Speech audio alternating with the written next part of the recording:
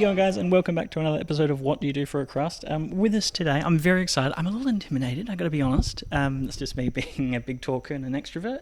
We have with us today a Chief Executive Officer. Welcome. Thank you. Thank you very much for your time. I know I've just sprung this on you. It was a very quick turnaround, and you were fighting a bit of a throat thing as well. So thank you so much.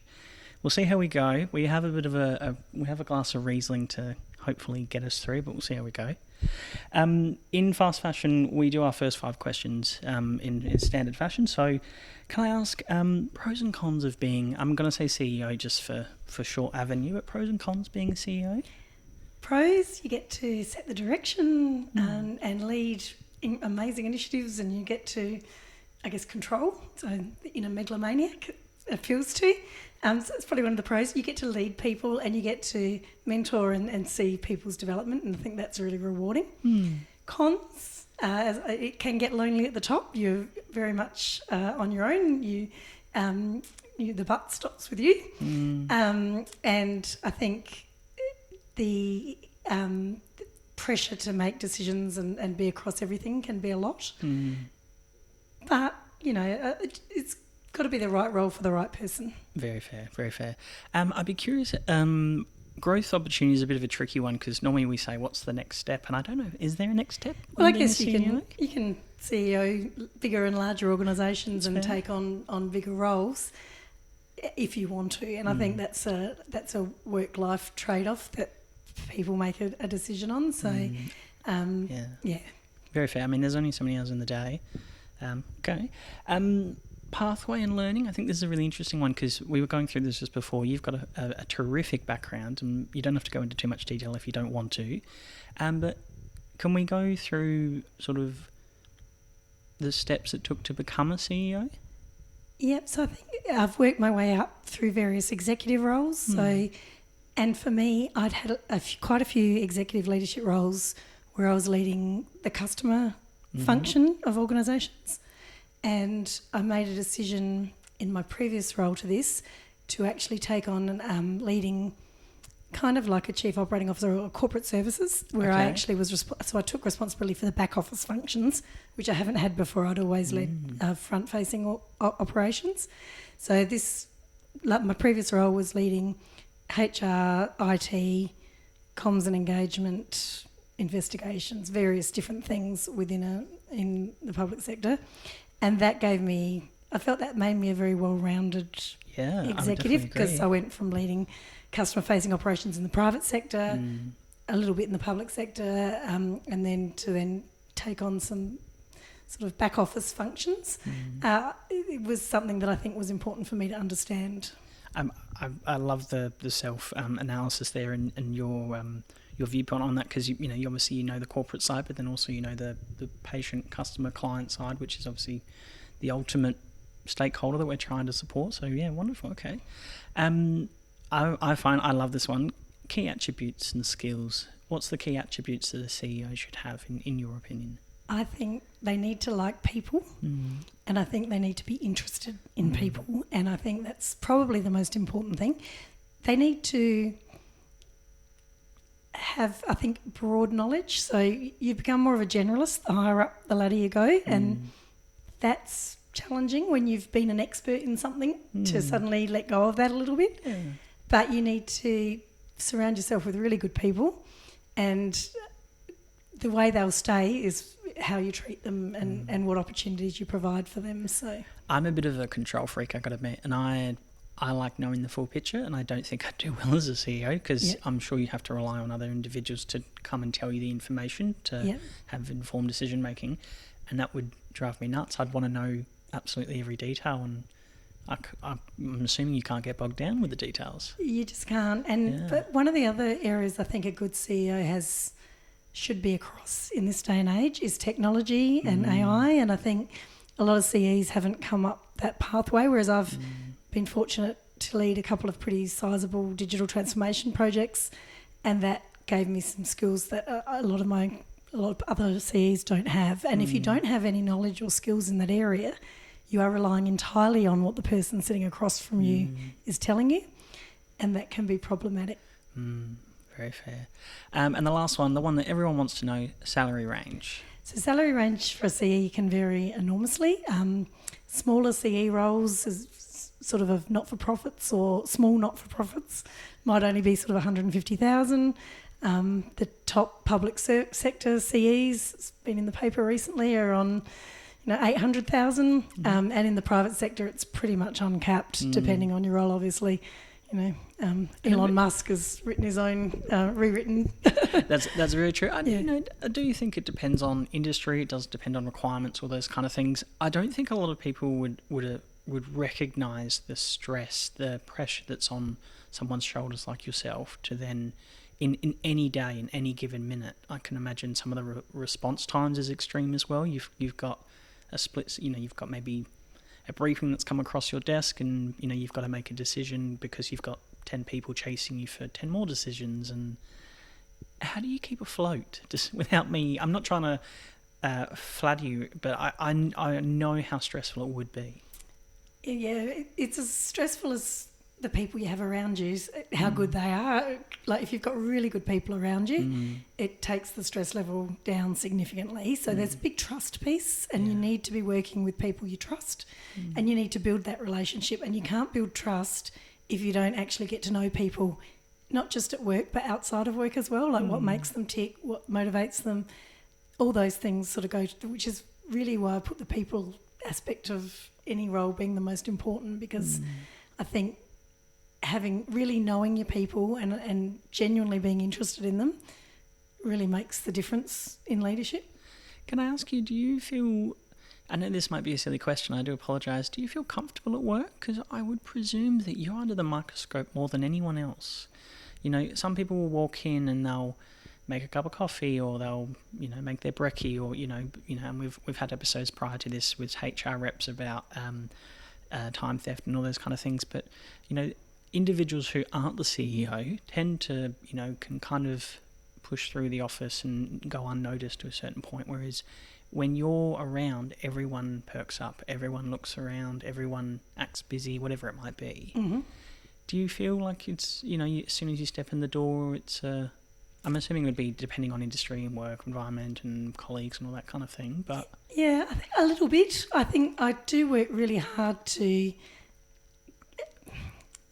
I'm not really hierarchical, and I want people to feel comfortable to come into my office. And I mean, you are very approachable, and you are, a terrific communicator. I've known you for a very short amount of time, and I find you very approachable and easy to talk to, which is fantastic, particularly for someone in such a senior position. Yeah.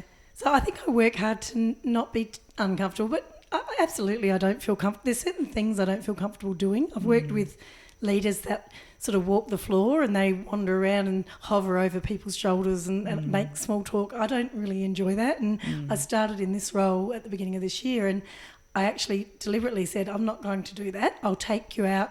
So I've broken the office up into 4 groups, and I take one from each group out for coffee every second day.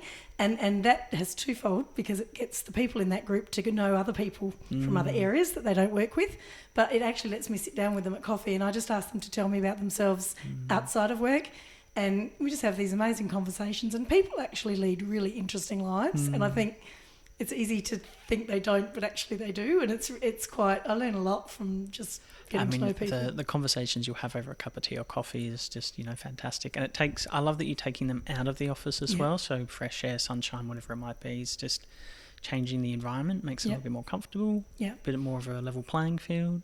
So that's my preferred way to get to know people, rather than do the wandering around and hovering behind them. It's not me, whereas I like just being in a different environment and having a chat, and that's resonated with them really well. So I've got 2 more to do, and I've done the whole office in 6 weeks. I mean, you're doing pretty well. It's still early in the year, so you're definitely doing well.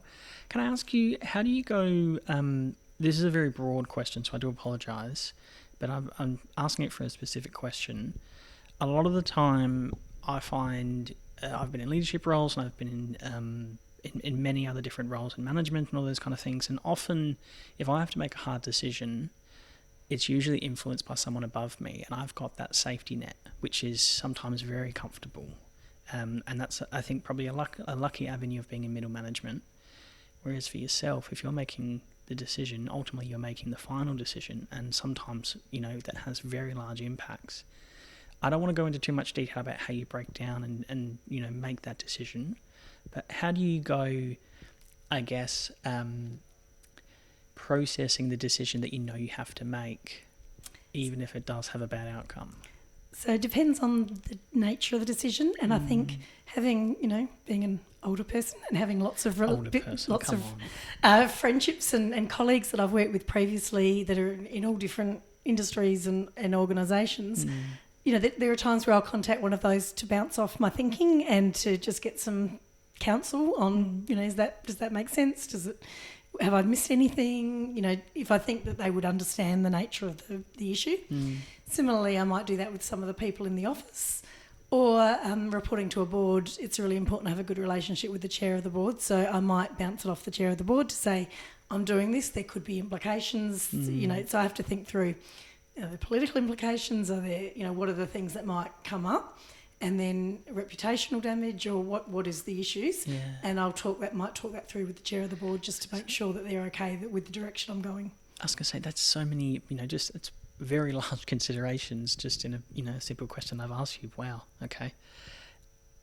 I got to admit, it is very intimidating just asking these questions, because even myself, not that I'm very experienced at all, but in fully trying to understand the decision and the implication that you're making for that decision as well, I think is staggering and quite terrifying. Yeah, it is. But, by the time you get to the role that I'm at, you bring a lot of experience and a lot of lived experience. And actually one of the things you need is to be a really good CE is you actually have to have battle scars. You have to have been in a role where you've made the wrong decision, and how you've come back from that and what you've done about that. I think if you've had a very easy career where you've swanned through, you probably don't make a great CE, because actually going through those challenges in your career builds, we call them battle scars, builds resilience. It helps, it informs your future decisions based on, what doesn't work.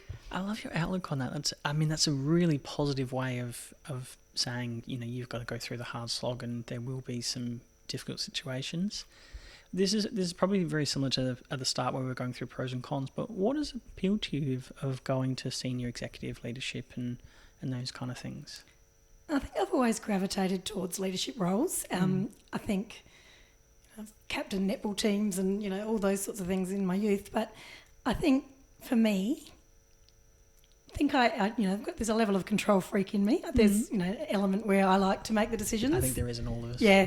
So, and I think I've worked, and it's an attitude, but I've worked under people I've thought, God, I could do better than that. So there's a little bit of that as well. So this is my chance to do the best that I can do. But also, I am very motivated by wanting to lift other people up. So I think I like the idea of helping other people and giving opportunities to develop and grow. We were chatting about before we started recording, and you strike me as a person who wants to make a situation better than you found it, or make something, a service, a business, whatever it might be, an organisation, better than how you found it. Yeah. Which I think is a really wonderful, general avenue of someone in such a senior leadership. Can I ask, I've been in a few sort of mental health roles where I'm on call and my phone rings at 10 o'clock at night or on the weekend or all those kind of things. I can imagine it's similar for yourself a lot of the time, and it's not always regular business hours of 9 to 5 or 7 to 3 and 8 to 4. How do you manage work-life balance?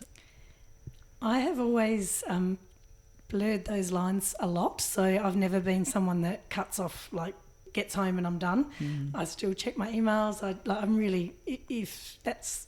I'm probably bad at it, was the answer, but I've always used it to my advantage. So I went back to work. I went back full-time 6 months after each of my kids were born. I was the sole breadwinner for our family. I was, it was important to me to continue working, but I took a lot of flexibility with that. So whilst I would be on call and dealing with issues as they arose at all hours of whatever, if my kid had a concert, I was there. If I was at the school or doing the things that you do as a mum. So I think I gave myself permission to do that, but also I think technology's worked in my favour. I embrace that I can be anywhere and dealing with emails and dealing with Okay. phone calls. And I think that's a positive thing because that enables me, if I need to take a couple of hours in the middle of the day to take my kid to sport and watch that, then I will do that. They're grown up now. I don't have to do that anymore. But, that I think it's how it's worked for me. So, yeah. Very fair. I did want to touch on, obviously, there's a lot in the media around not just CEOs and executive leadership, but particularly that often those positions are very dominated by men, which for the history of this podcast, I'm not particularly a feminist, but I do absolutely believe in equal rights, and I love interviewing individuals that have gone above and beyond, and it sounds like you do in regards to, checking your emails afterwards and that. Do you have any advice for any young individuals, particularly women, who are going, okay, this is really inspiring, I really want to follow in the footsteps? Any genuine advice to help them get ahead? Okay. First thing I'm going to tell you is that you are a feminist, because all being a feminist is equal rights. So to think you're not, that's actually all feminism is equal rights. And I'm a big fan of that. I think for anyone, a lot of it's what's possible, and I think it's a lot of it's going to be parenting and other things as to how kids grow up and seeing what's available to them. But I think my message is never limit yourself by what perhaps other people have thought or even what you've thought at different times. So I think there's, certainly in executive roles or, the way you think is really important. And, I don't like to even do that sort of homogenised sort of all men think like this and women think like that, because I actually don't think that's true. Like the diversity in thinking of women and the diversity in thinking of men is, vast. But I will say that as somebody who was like a working parent, I think I come to that with a fair degree of empathy for others that are doing that. And, I was very lucky that my children's father stayed home and was Mr. Mum while I went out to work. And that's, Annabelle Crabb wrote the book, The Wife Drought, and that, all you need is a wife to be successful as an executive. I don't want to diminish that I had a wife, but my partner he really stepped up and he did an amazing job. And so my children have seen, I've never cooked a meal either. I'm a terrible cook. So a bit of learned helplessness there. If you do it badly, they don't ask you to keep doing it. I was going to say, it's quite smart, really. I know. So my children have grown up seeing really different roles, not traditional at all. And I hope that gives them a different view on life. I think my advice to women would be, don't start out doing all the household chores because you'll end up doing them forever and then you'll resent it. And I think, it needs to be equal share of those sorts of things as much as possible. But yeah, I think women do bring a different lens, particularly if they're juggling work life in a way that others might not. And that's valuable. Diversity of thought is the most valuable thing. So women, people from culturally and linguistic diverse communities, Indigenous Australians, people of different sexuality, all those people have different life experiences and bring different thoughts to the table. And I think sometimes there's so much focus on merit as a way of getting ahead versus actually, bringing diversity of thought is something that is really valuable, and it's not, they don't always have had the same career path as someone else. And the other point I actually just want to make on that is around managing for outcomes. I don't believe in managing for time. So there's always a lot of debate about, the work from home and this perception that people are slacking off. And my belief is if somebody's not working at home, those same people don't work in the office. It's no different. It's all about management and how they're being managed, what's expected of them, are they clear on what their outcomes are. And I think if you can manage people for deliverables and for outcomes, the hours they're in the office and what they do really doesn't matter so much as long as they're delivering. I definitely agree. I love the flexibility that comes with it, not just from working from home, but the ability to, maybe not work standard business hours, which is really flexible. I got to admit, it's very inspiring sitting across from you and hearing, that you can have it all. That obviously there is sacrifice in everything, but it's lovely to have that avenue, I guess, of, you've had children, you're in a very, established and valuable and impressive role. It must be very inspiring. I think it's very inspiring, I should say. Can I ask you, I wanted to ask a little bit more pointed question, I guess, in regards to particularly for young women in the corporate sort of setting. You know, I've spoken to quite a few young women on this podcast, and one was telling me about how she's often felt quite ostracised or felt judged for speaking up or giving her opinion. You know, so, and which is really, really sad to hear and really frustrating. Would you have any tips? You know, and I know that's a very broad question, because some individuals go, well, you know, it depends on the environment, industry, all those kind of things, and it depends on where your organisation is at that time, and you know what their strategic intent is moving forward. You know, I think it's such a challenging space. You know, do you need to be strong and loud, or do you need to be the quiet one in the background, but then, you know, you're the go-to for the answers? I guess it's a very, I'm sorry, that's a very winding question.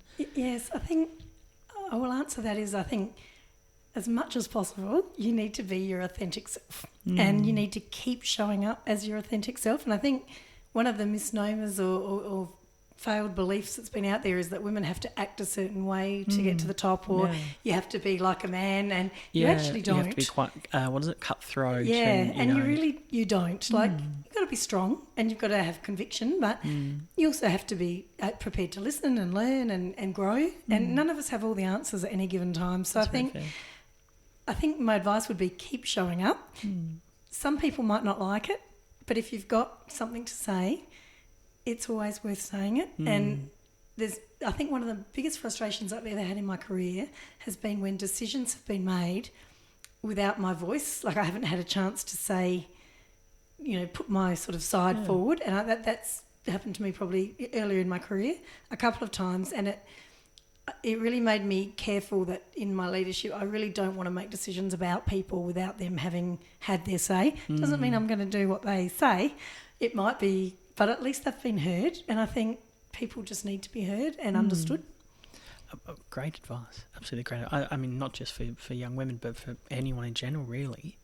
Not to pivot, but I just wanted to ask, I hate asking this question because it's a really stupid question, because there's so many variables, but what does a typical day or week look like for, you know, a CEO?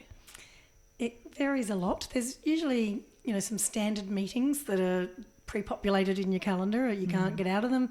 If you report to the board, you've got to meet with the board. There's board meetings every month. There's subcommittee meetings. There's various things like that. You need to make time to sort of sit back and think about what you're doing and strategy. But for me, it's a lot of meetings, I would have to say, a lot of reading, and particularly because I'm in a new role, so reading a lot to get up to speed with where things are at. But also trying to stay across what's possible and what the future might look like, because the way we do things today is not necessarily the way we'll do things going forward. And it's why I mentioned before about technology and AI, and I think you need to have a really good understanding of what might be coming your way and how we can use that to better provide services and then potentially free up staff to do more meaningful work. Yeah, very, very fair. I got to admit, I get bogged down with a lot of meetings as well, and sometimes I get a little frustrated because I sit there and go, that could have been a 2-minute phone call, or that could have been an email. And, you know, nothing has come about from the meeting and such, and I can imagine that gets frustrating because, you know, while everyone's time is valuable, yours is definitely a little bit more, so it can be frustrating, but understandable. Okay. I mean, it's very interesting, I got to admit. I wanted to ask you, a lot of, I would presume, being, not that you're a new CEO, but obviously you're new to this role, that you inherit certain things from a predecessor or how, you know, an organisation is already structured. And you obviously don't know the full picture, you know, coming into the role. I'm guessing that, you know, everyone has different opinions and viewpoints and that kind of thing, and you might want to take the organisation, the service, whatever it might be, into a different direction or make some changes, or not. How do you go about that, I guess? How do you assess this, given that, you know, you're very new into the role? Sorry, that Riesling's getting to me. I would love to know your thought process on, okay, you know, are you assessing? Are you going, no, I've already identified that this is a huge concern and we need to change this? What does the first sort of couple of months look like, I guess, in a new CEO role? It is a lot of listening and learning. So for me, I met with the chair of the board prior, and I got sort of some insights from her around what things she thought were issues. And I kind of knew there was a couple of things that needed addressing going in. But for me, I wouldn't ever come in and make sweeping changes quickly. Like, I think it's really important to understand the lay of the land, get to know the individuals involved, make sure that we've got the right people in the right roles. There is a digital transformation project going on that has started, and so I'm stepping in to lead that.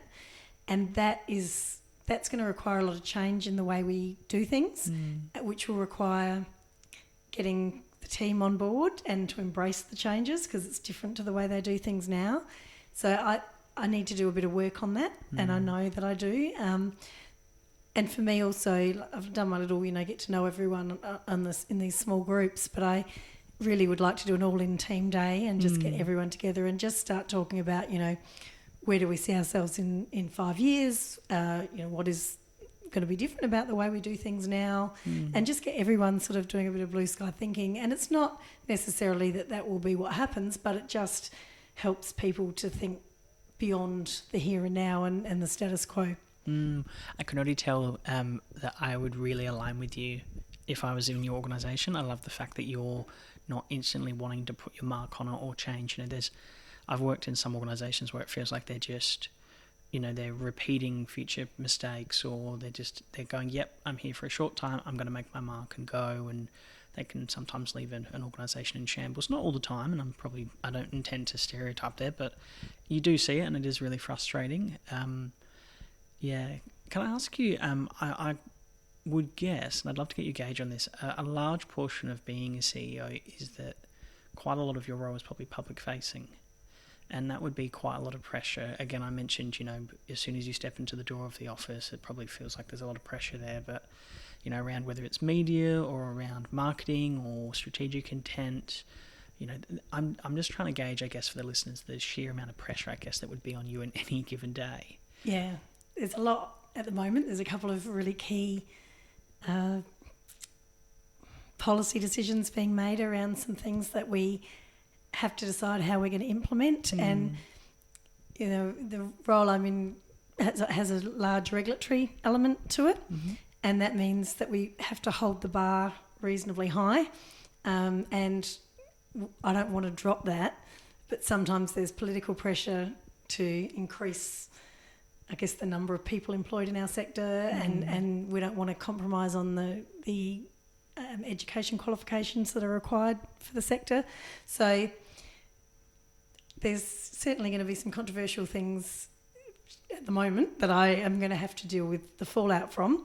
The last thing I want to do is be on the front page of the paper for anything. So very much there is an element of pressure with that, but it also requires sort of keeping the board informed, keeping ministers informed as required, to make sure that it's okay. It seems, this is where I do generally disagree with, I guess, how a lot of, organisations and that are set up in regards to your head is on the chopping block. And I don't mean that, in any sense, I guess, but I'm guessing you're the one that's realistically held accountable at the end of the day if something goes wrong, even if the thing that's gone wrong is out of your control, or maybe you've had a staff member that's done something they shouldn't have, or whatever it might be. I don't want to get into specifics, but it just seems not fair, and I get, heavy is where there's a crown. Yeah. A lot of people would go, well, you're getting paid good money to do that, but is it? Can I ask, is it worth it?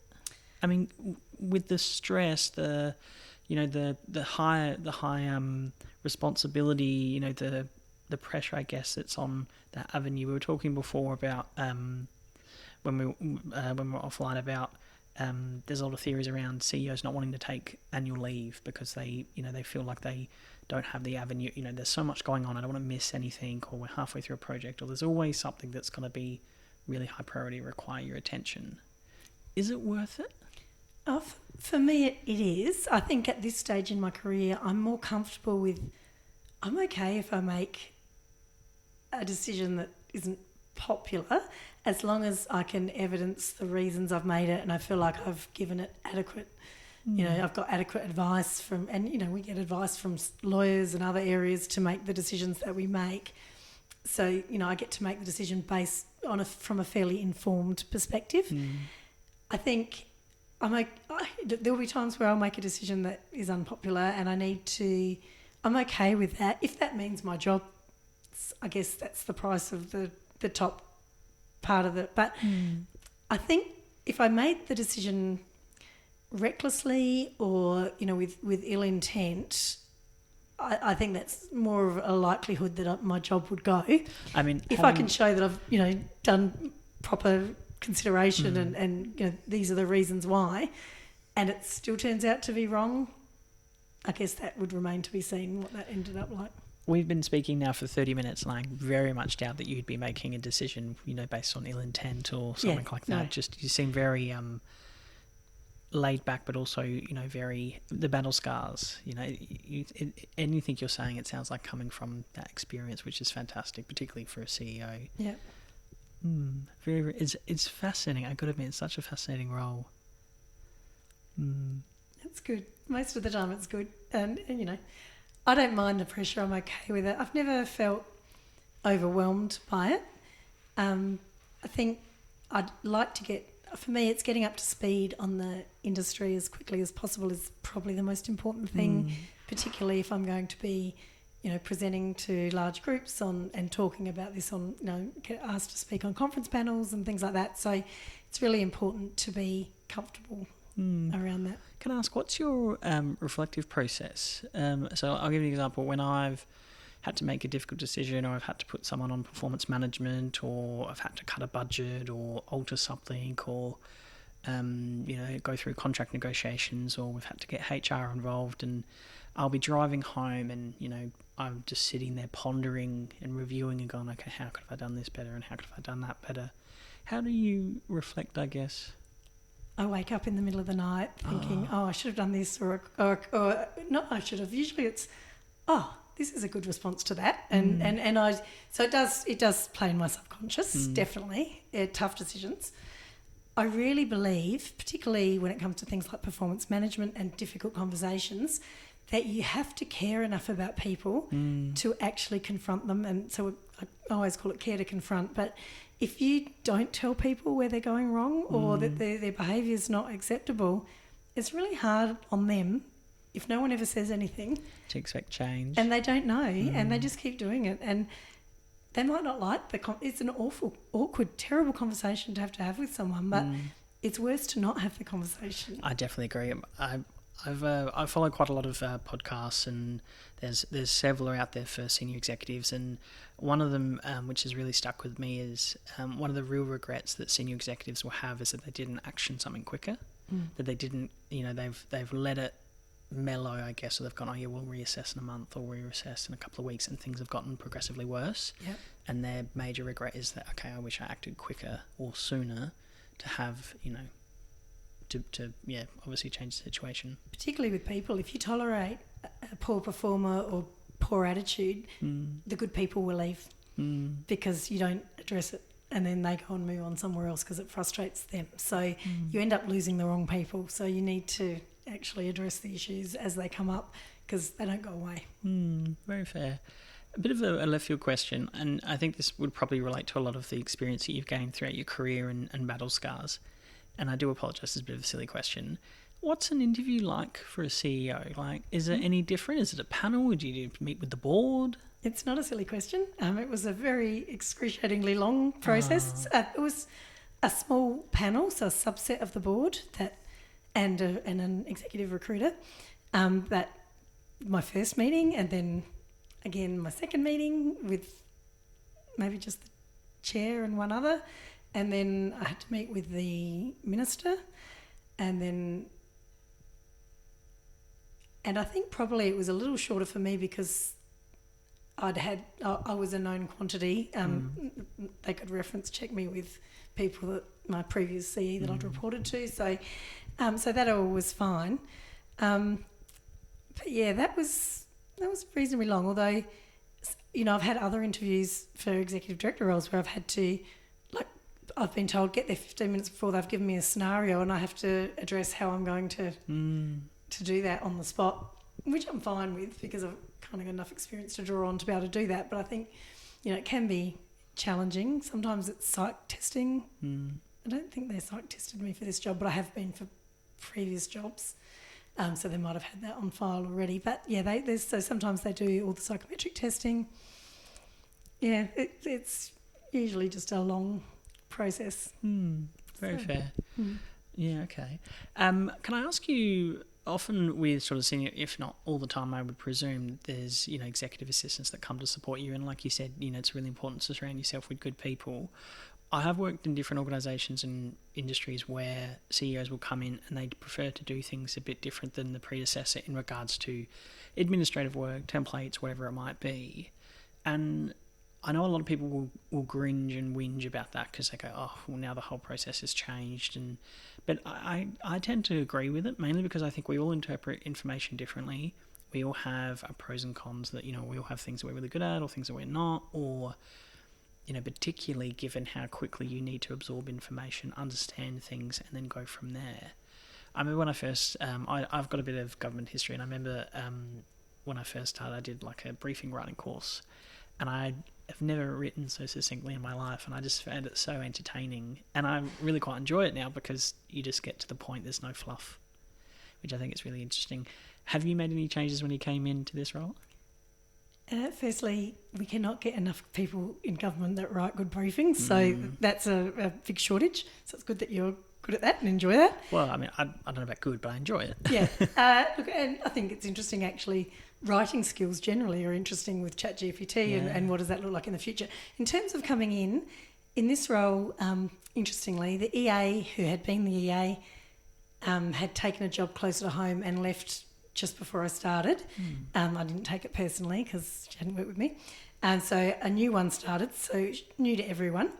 The changes I'm in the process of making, I'm actually really digital. And they keep handing me giant folders of papers, and I'm trying to... So I'm working on that to move to... I really just want to carry my iPad around. I don't want to be walking around with giant folders and things like that. So there's some change I need to make.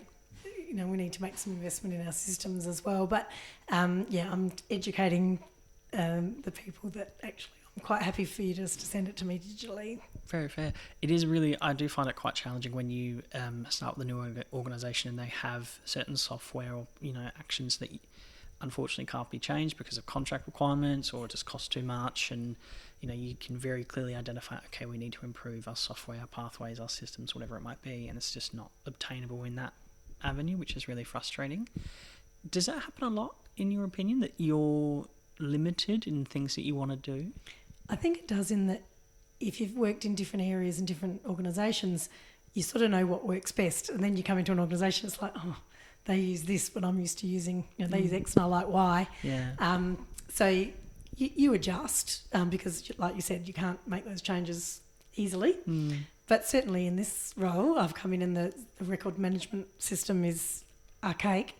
So I'm really keen to move to what I've used a lot, and I know it's not perfect, but it is more functional. It's got built-in workflows. It's cloud-based. So there's things that we can implement that will make all our lives better. I mean, just saying cloud-based is just like, oh, that'd be fantastic. Yeah, but it's interesting. Like, in my first week or 2 weeks, there was a document that needed to be signed by both myself and the chair of the board. And it required us calling the chair of the board in to sign it. I'm like, don't we have her digital signature? Can't we just get an email consent? But so things like that we should be doing. So I need to work on that. Very fair.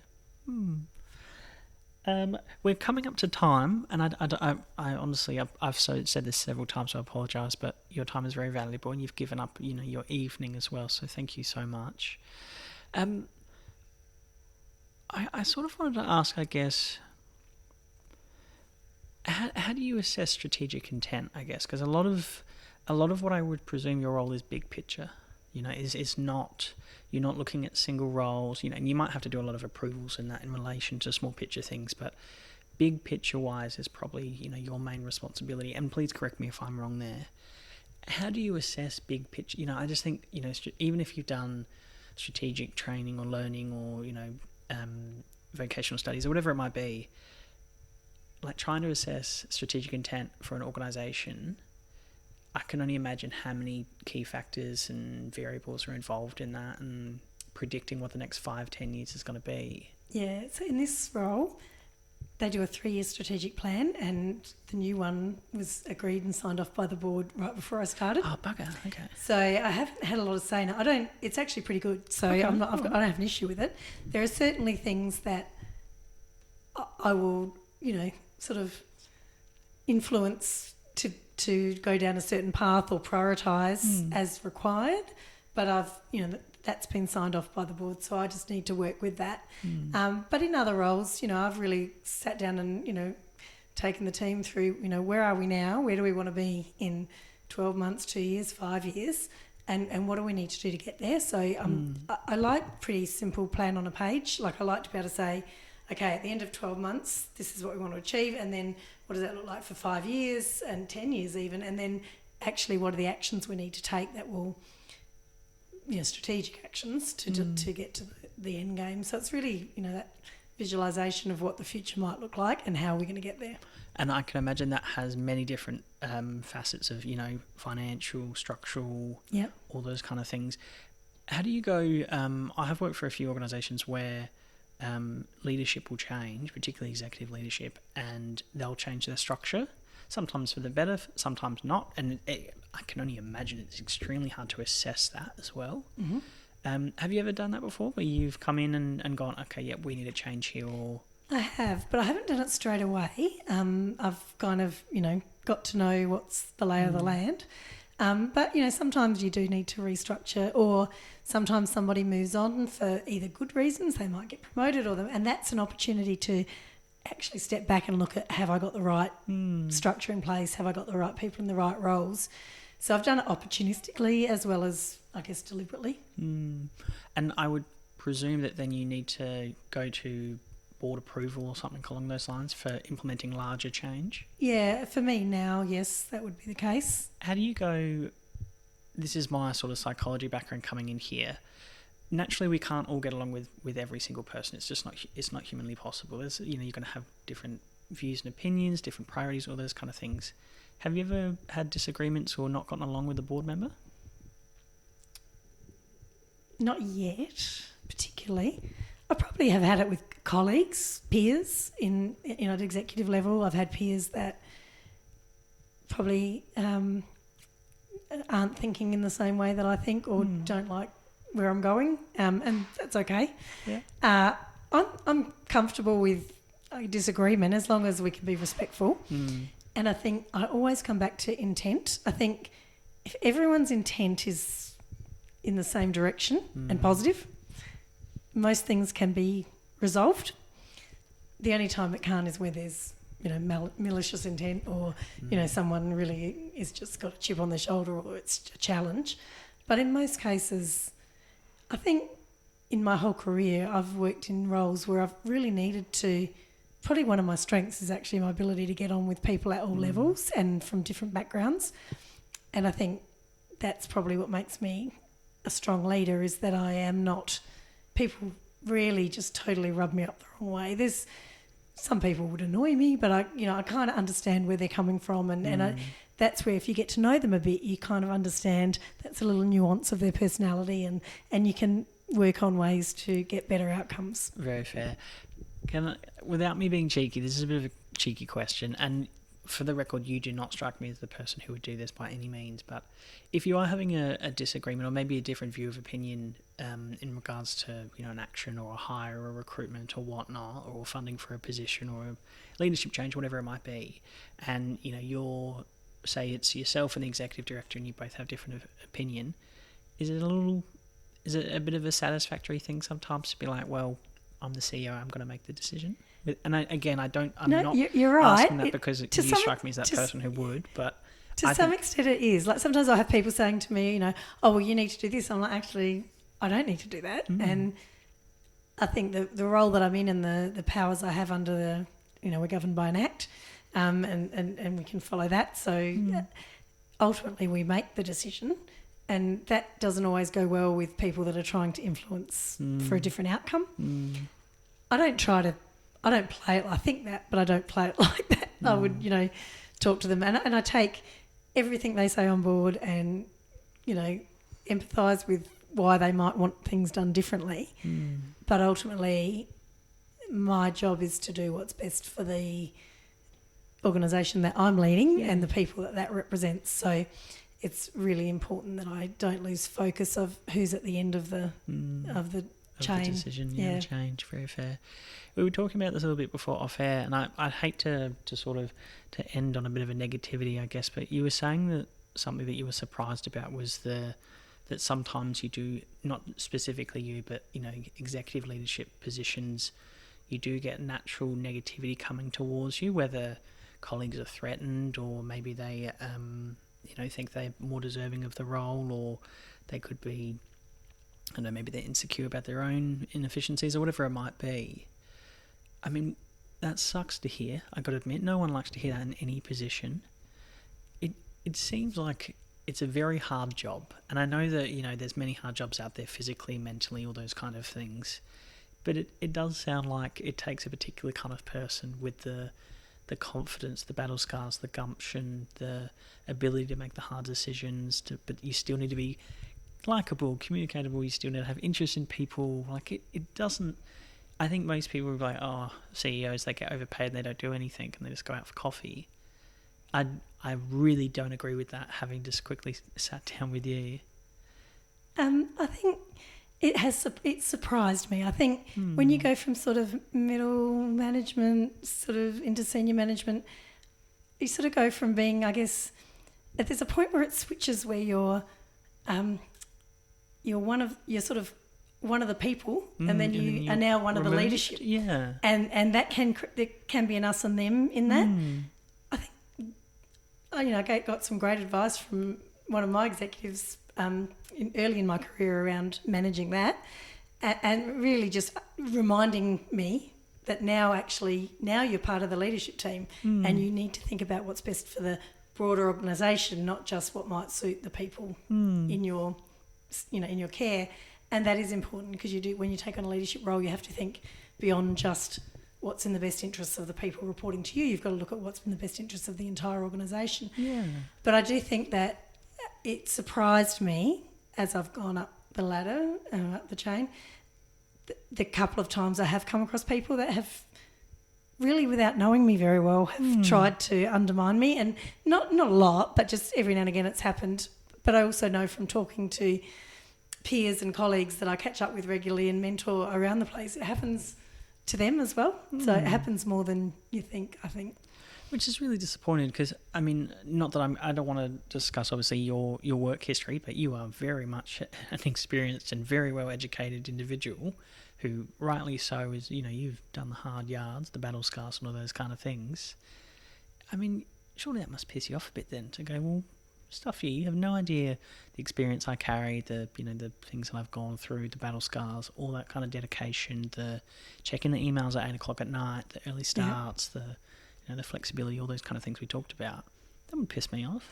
Yeah, I think it does. And I think I've experienced it when it's probably been a little bit of misogyny that sees, a girl coming in and thinking perhaps they're not up to it. That's probably happened once. And the only really other time it happened to me was when I came into a role and the person who had been acting in that role and didn't get the role was reporting to me.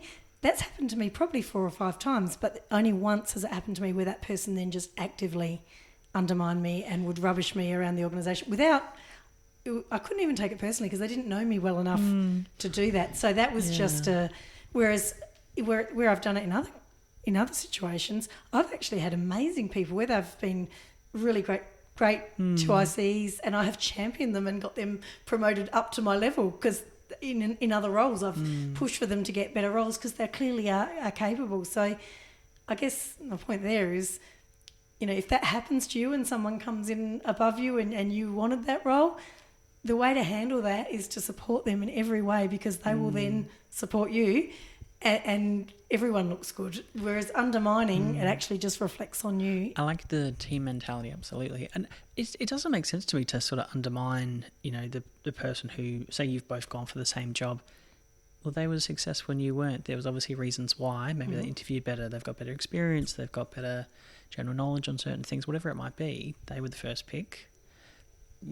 I would assume particularly at such a senior level, there'd be that level of reflection or self-reflection to then go, okay, what do I need to do to improve? Maybe I can learn from this individual and go from there. But, it's not always the case. I would say where it's happened to me, that on both occasions it's happened to me, both those people I would say have been promoted beyond their level of competence, and they really didn't have the maturity or the leadership credibility, and their behaviours reflected that.